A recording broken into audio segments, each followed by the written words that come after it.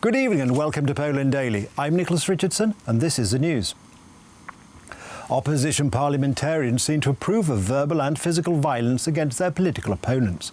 On Wednesday, after they had lost a vote in the Sejm, a crowd gathered in front of the Parliament and mobbed opposition MPs. And on Thursday, the demonstrations moved in front of the ruling party's parliamentary offices, the facades of which were vandalised. Politicians and their families have been the target of not only abuse, but also criminal threats. On Tuesday, an important politician left the government along with a group of his supporters. So the opposition hoped to win the upcoming vote scheduled for last Wednesday. It did not work out, as rock musician and former presidential candidate Paweł Kukiz and 3 other parliamentarians flipped over to the parliamentary majority. The parliamentarians failed to keep their nerves in check. From today, fuck peace, confederation and cookies. The Polish language has acquired a new curse word, cookies. Paweł Kukiz is either an ordinary fool who doesn't understand what's going on, or a sellout rag. Większość tych osób w zasadzie nawet nie wie, dlaczego protestuje, dlaczego się tak akurat podłącza do krytykowania Pawła. Paweł Kukiz said that not only he himself but also his family were victims of the attacks. The heckling that has been heaped on me is as a result of this political system, which polarises Poles, this party-based way of electing MPs and creates a Tutsi and Hutu-like division. As long as my key demand for single-mandate electoral districts is not introduced, it will be like this forever. And I entered politics to change for the good. And I intend to use every method available. The same people who shed tears after the death of Paweł Adamowicz are now harassing others. The heckling of Adamowicz is nothing compared to what's happening to me and my family. Dobromir Sośnierz, a Confederation Party MP, was physically attacked. Prime Minister Mateusz Morawiecki and many politicians considered it a scandal. Meanwhile, Civic Coalition parliamentarian Marzena Okla-Drewnowicz initially praised the attack but later backtracked. The nation has spoken. It is very tense in politics. The situation is caused by current political events. It's hardly surprising that the TVN law has provoked such emotions. Politicians cannot violate the rules or usual culture in public debate. I am embarrassed by these words that have been spoken recently. This behaviour. It is worth remembering that aggression in politics can lead to tragic events.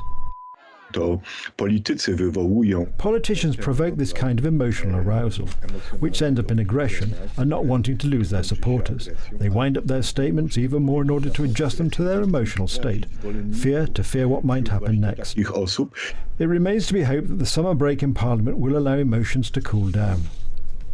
Poland is expecting a 4th wave of coronavirus infections. The vast majority of new infections are from the more transmissive Delta variant. Although fortunately the numbers have so far remained under 200 infections daily. Doctors warn that the infections might skyrocket soon. To prevent this, they urge people to be vaccinated. Konstanty Radziwiłł, the Mazowiecki provincial governor, visited the city of Serocsk to promote mobile vaccination squads. When and how the 4th wave of the coronavirus pandemic develops depends on us. The number of infections is growing day by day, and there is a shortage of people willing to be vaccinated, which is why the government and voivods all over Poland are encouraging people to be vaccinated. With this level of vaccination in the population, we must expect a 4th wave of infections. If we have more people vaccinated, then we can avoid restrictions and there will not be as negative an impact on the economy as with previous waves of infection. Despite many promotional campaigns and research confirming the safety and effectiveness of vaccines, almost 30% of Poles are unwilling to come forward to be vaccinated. If we do not vaccinate, then the 4th wave could be higher. Instead of, say, 1,000 infections, we will have 15,000. In regions where the transmission of the virus will be greater because people are not vaccinated, we are talking about regions in the east of the country from the south to the north, then restrictions should be expected. Possible restrictions will most probably first affect Lubelskie, Opolskie and Podlaskie voivodeships, where there is a shortage of persons willing to be vaccinated. The highest number of people who have been vaccinated so far is 65% in Podkowa-Leszne in Mazovia. On the other hand, the least willing to be vaccinated are the inhabitants of Czarny Dunajec in Małopolska, where only 19% have been vaccinated with the 2nd dose. We asked the inhabitants of Warsaw whether it is worth getting vaccinated and whether we should fear another lockdown. Warto się szczepić. It is worth getting vaccinated because you avoid a deadly disease. Która jest śmiertelna. Warto się szczepić. Szczepić? Oczywiście. No my jesteśmy... Of course, we are vaccinated. We were vaccinated a long time ago. No po szczepieniach, oczywiście. Ja nie zabraniam nikomu. I do not forbid anyone to be Ani się szczepić, vaccinated, ani się nie szczepić. nor do I encourage them to be. Sobie postanowił, kto jak czuje. Warto się szczepić. It is worth getting vaccinated. In this way we protect not only ourselves but also others. Are we in danger of another lockdown? Yes, soon. Poles may use 4 types of vaccines. Preparations from Moderna, AstraZeneca and Johnson & Johnson are currently being administered to people from 18 years old. Until now, children and adolescents aged 12 to 17 could also be vaccinated with Pfizer. From Friday, as reported today by the Health Ministry, teenagers may also be vaccinated with Spikevax from Moderna. As German Chancellor Angela Merkel prepares to visit Moscow next week, Russian Defence Minister Sergei Shoigu praised military cooperation between Moscow and Beijing on Friday and suggested it could develop further after flying to China for joint manoeuvres involving more than 10,000 troops. The SIBO Cooperation 2021 war games concluding in China's Ningxia region on Friday have been watched by other nations for signs that China and Russia are expanding military ties as they spar with the West. We have achieved a high level of interaction between our armed forces on land, in the air and at sea, Shoigu said in a Defence Ministry statement. This increase is an important trend towards further activity. Russia and China have conducted joint drills since 2005, but Shoigu, a close ally of President Vladimir Putin, noted that it was the first time the Russian military had taken part in an event of this kind in China.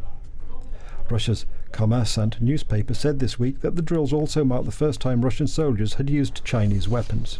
Russia this week completed joint drills in Tajikistan with Uzbek and Tajik forces near the border with Afghanistan, where rapid advances by the Taliban as the United States withdraw its troops are creating a global security headache.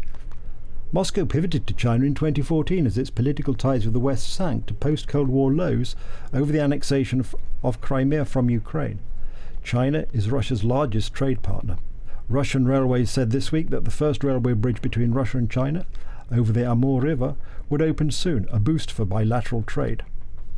Deputy Prime Minister, Minister of Culture, National Heritage and Sport, Piotr Gliński, congratulated the medalists of the Olympic Games in Tokyo, who are the beneficiaries of the Polish National Foundation's Team 100 programme. The Polish team won 14 medals in Tokyo. This is a group of outstanding athletes whose talent was spotted years ago by the director of the Institute of Sport, and they became scholarship holders in Team 100, now in Team 250. The Polish National Foundation supports these athletes who are promising and need support. It is our duty to create conditions for outstanding young athletes. We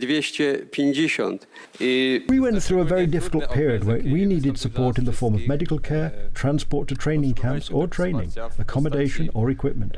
As the Minister said, we do not have such money, and thanks to the Team 100 and then Team 250 programmes, we were able to practice our sports. That's the news. Thank you for watching. Stay with us for the weather, Poland Daily Business and more programmes. But from me, it's have a good night and a better tomorrow.